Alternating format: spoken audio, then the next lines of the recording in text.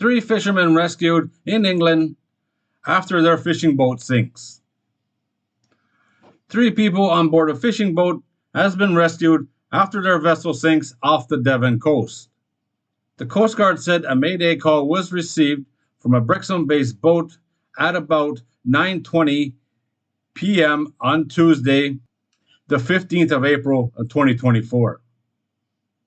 The RNLI Torbay said it attended the rescue about 14 miles or 23 kilometers northeast of Berry Head with the RNLI from Exmouth.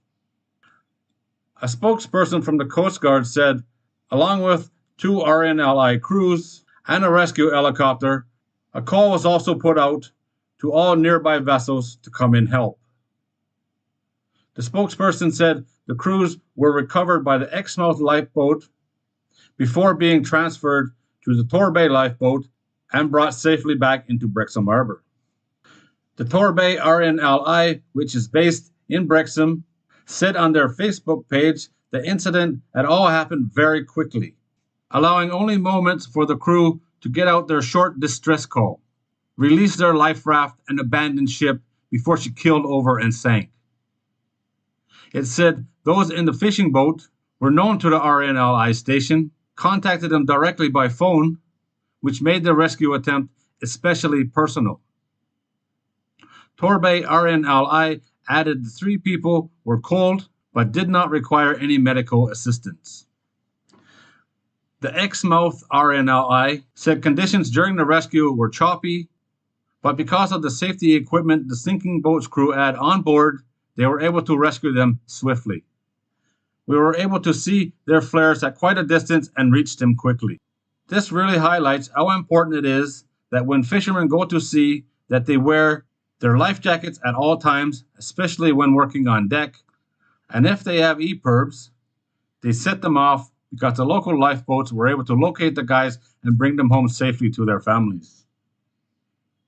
There's very little information here other than a trawler sank and three people on board were rescued. It doesn't give the name of the vessel or anything like that, which at the end of the day really don't make a lot of difference. I just like to know a little more about the story personally.